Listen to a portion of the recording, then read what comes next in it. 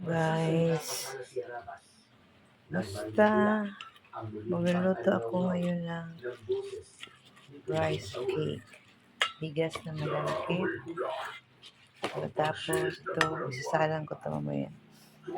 Lagyan ko ito ng isang kutsarang asukal. Tapos isang ganito, isang latang evaporadang gatas. Siya.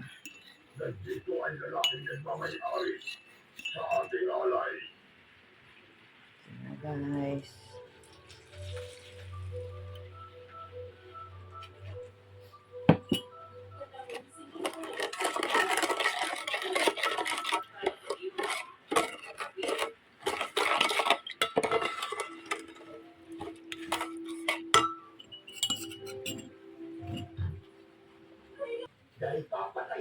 Ito na guys, salang ko na ito. Maya-maya, maluto na yan. Ito guys, dito ko nga ilagay ang rice cake ko. Nilagyan ko ng ube na kondensada. Napaluhod dito sa lupa habang pasigo-sigo. Luman ng kamay ang nabutas nito. Tapos mamaya, ilagay ko sa taas. Toppings. Sa pagmumuka ng aswang.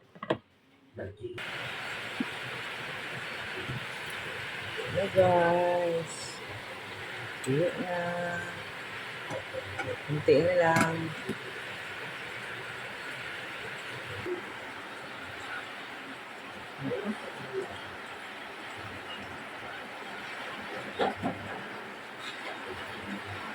Pero guys, luto na.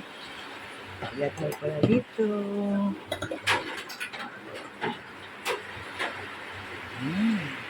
Ang rice cake ko.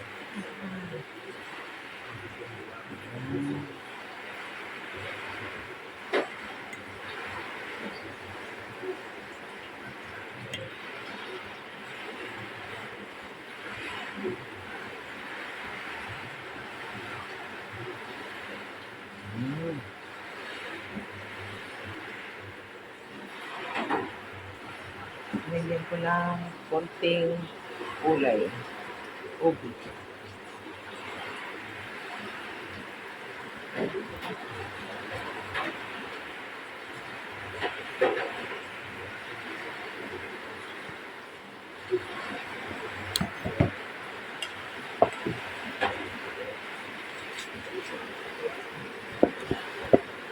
One-fourth na malaki. Tapos isang lata, maliit na lata ng kebab. Ang ginawa kong sabaw. Kala mo, biko lang, no? Ayan, galit ko. Hindi ko matrabaho. Siyempre, bili ka pa ng niyog.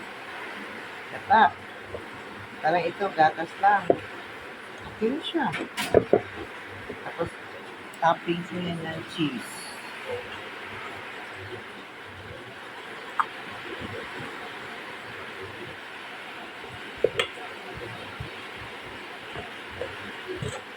Ayan.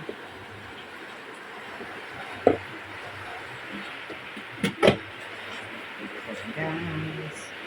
Ayan na guys. Ito na guys. Ang rice cake ko. Diba? Maganda. Di ba tumanggal yun? Masarap talaga ito. Ilang beses ako nagluluto talaga ito. Diba? Hindi sila kakaumay kasi gatas. Hindi siya. Yung niyog ba? Pag niyog ko sila kakaumay, diba? Yan.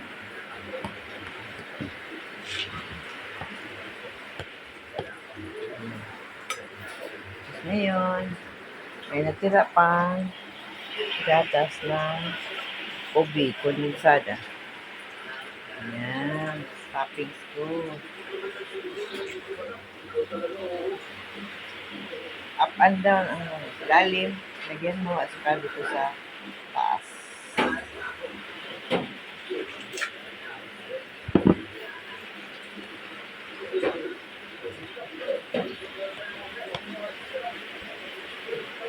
Order to order.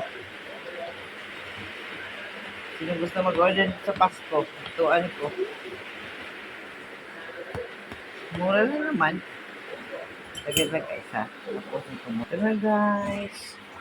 Gusto siya. Mag-toppings na ako ng cheese. Ito. Kahit anong cheese. Mas maganda yung cheese na matigas. Kaya yung, ano mo, pag kayod mo, malambot kasi ito eh. Wala kasi ibang available ng cheese. Yan.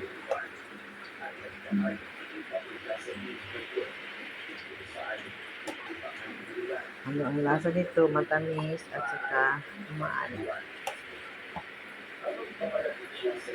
So yummy.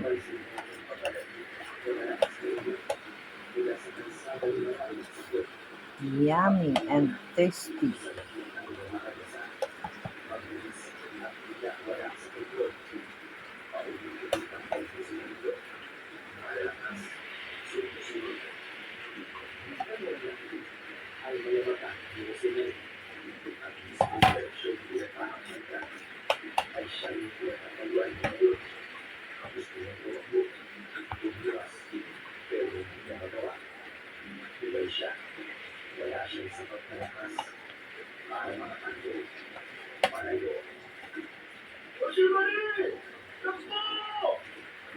Okay guys. Masarap to siya guys ha.